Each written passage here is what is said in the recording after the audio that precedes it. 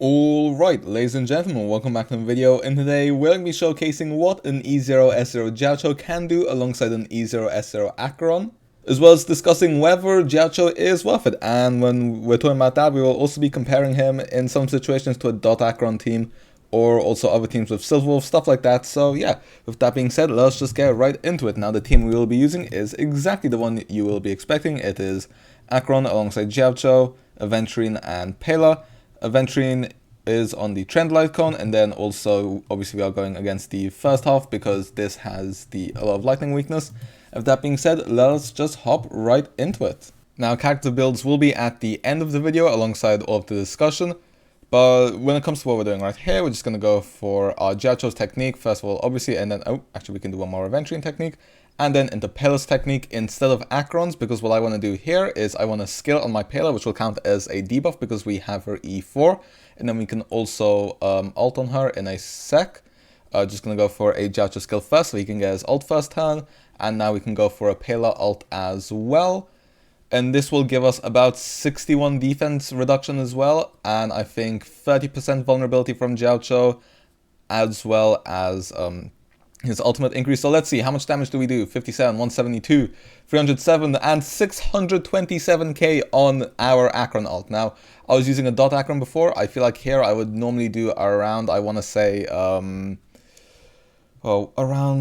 what, like 300-ish k? So yeah, we've basically over doubled our damage. So, you know, we're off to a pretty strong start.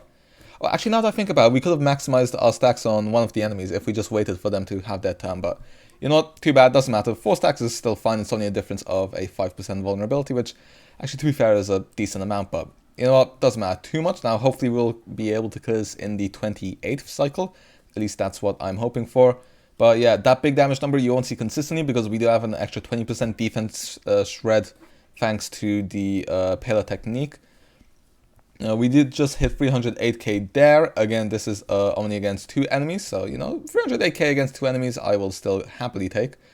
33k on our Acheron skill as well. And okay, I'm hoping this guy will die to fire dot. The question is, yeah, okay, I'm going to skill just to make sure he dies to fire dot here, just so that we can start off with 28 cycles here, and there we go, perfect.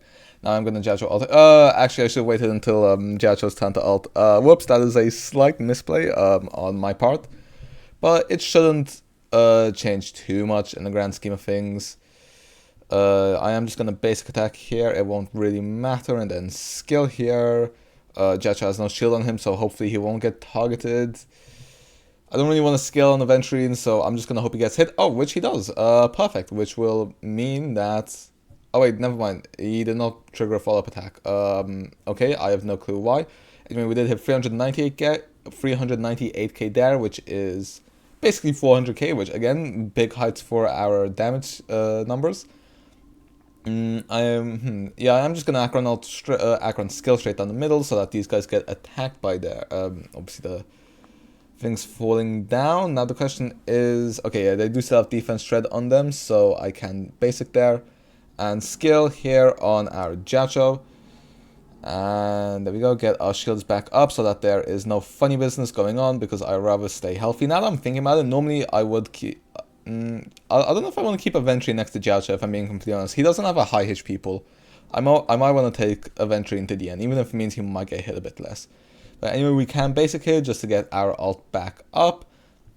And yeah, all the enemies are still going to have 5 stacks on them. The distribution of the Acheron stacks on them is a bit off, but you know what, it doesn't change too much. If I'm being honest, we do have 564k there. I think that's because they're all broken, which is nice for us. We've basically taken no damage whatsoever, which is very nice for us. This is just the strong part about aventurine.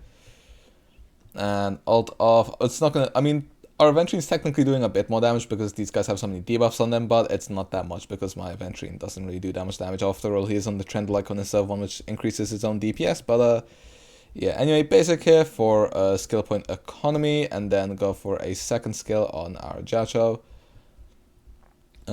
You know, it would be kind of nice if I had a DPS Pela build. I wonder how much damage she'd be doing. I imagine not much, but since the enemies do have a lot of debuffs on them, you know, it could be maybe an okay amount, not anything like major.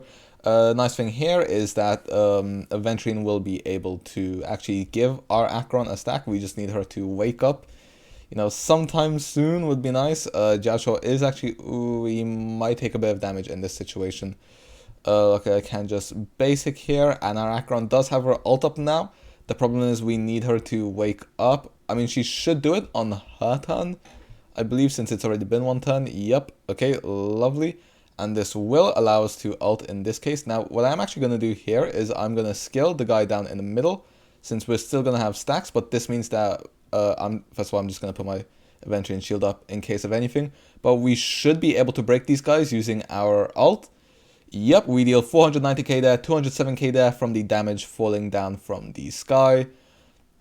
And we actually have quite a few turns left in this 26th cycle. So yeah, I think we've played this, you know, not necessarily perfect, but pretty damn well, if you ask me.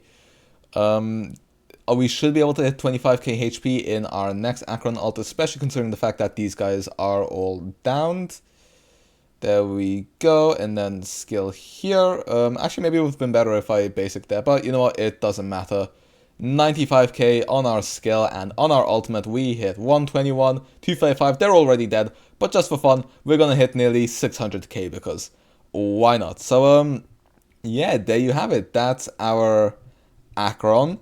And with that being said, we'll move a bit more into the discussion, talk a bit about comparisons with Acheron and Silver variants, go through character builds, and then I will be done. So yeah, I'll see you guys in a second after I finish this half. Alright, so before we start any discussion or comparisons, then I would like to first of all go through character builds so I can contextualize any numbers I might bring up. Our Acheron is on 111 speed alongside 65 crit rate, 155 crit damage, 3.6k attack. Although obviously the crit ratio will go higher thanks to buffs from the artifact set and relic set. But these are just the base stats we have right now. E0 first of all, and then also S0 because we are on the Good Night Sleep Well Lycon, which is only at S1. So, you know, I'm sure your Acheron could deal more damage if you had this S5, certainly, even other impositions. But yeah, and then when it comes to our traces, mostly maxed out other than our skill, which is at level 8 right now. And then these are just our relic stats real quick if you want to see just how much investment my Acheron has in her. You know, plain ornaments definitely could use some work, but it's good enough. Our Jiaoqiu, 157 speed and 144 EHR on an S4 Eye of the Prey to help him with his EHR requirements. Tracers, mostly ult and talent max out to maximize damage, and then talent and basic mostly leveled up. And then when it comes to our relics, he's on a 2-piece speed and then on a rainbow, as well as on the effect hit rate set, just to make sure he can hit his thresholds and an ERR rope so that we can have a 3-turn ult.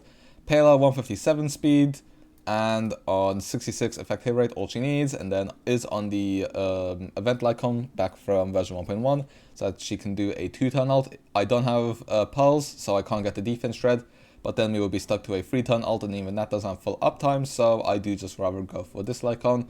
And then this is how our traces are looking. And then she is E6, meaning E4 will allow us to get our debuff. And then she is on 2-piece HP and 2-piece speed for some more tankiness, because her stats don't really matter, so yeah.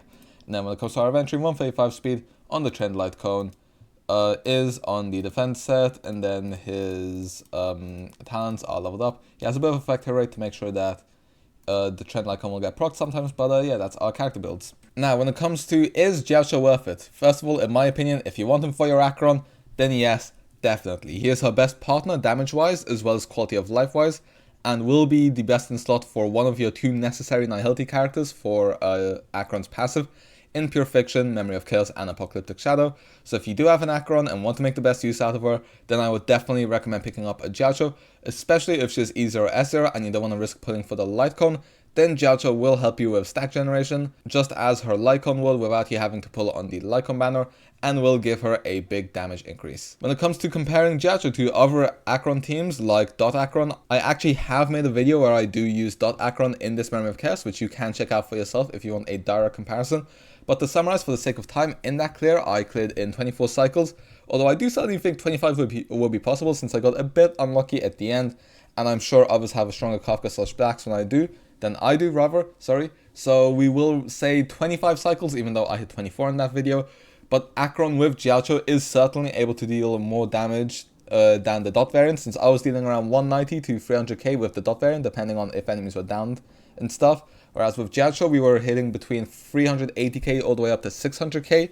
So basically around twice the damage. And although Kafka plus Swan do their own damage thanks to Arcana and Dot, the team DPS of the Jiaoqiu team certainly is higher in my opinion, although I don't have the maths necessary. Although you probably can see that from the fact that we were able to clear in 26 cycles instead of in 25. And also the fact that Jiaoqiu is needing you to pull 1 5-star and then you can pair her with Pela as opposed to having to pull 2. But when it comes to other potential replacements like Silverwolf, first of all, Jiaoqiu is way superior in Pure Fiction, but also in most MOCs he is better than Silverwolf.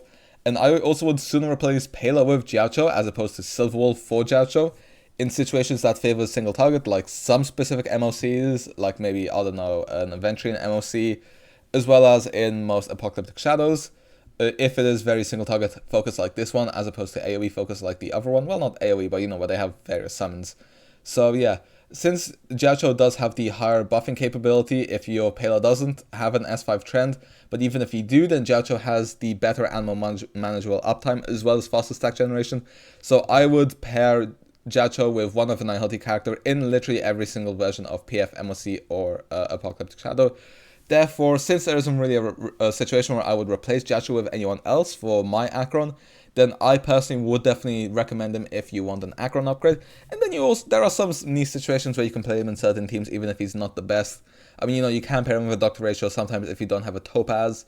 Or, for example, Zila in Pure Fiction also works quite well with Jiaoqiu. So, yeah, I definitely would recommend Jiaoqiu for people, especially if you have an Acheron. So yeah, that's my thoughts on Jiaoqiu, as well as a showcase of what he's able to. Very good for an E0S0 Acheron. You don't need his Lightcoin, you don't need his Eidolons. He has very good buffing capabilities. And then can also be used in some certain other teams, even if he's not best and stuff. But yeah, with that being said, hopefully you guys enjoyed. Be sure to let me know, do you think Jiaoqiu is as worth it as I make him out to be? With that being said, hopefully you guys enjoyed, and be sure to like and subscribe. We are on the way to 1k subs. We are less than 100 subs away, so be sure to subscribe so we can hit that.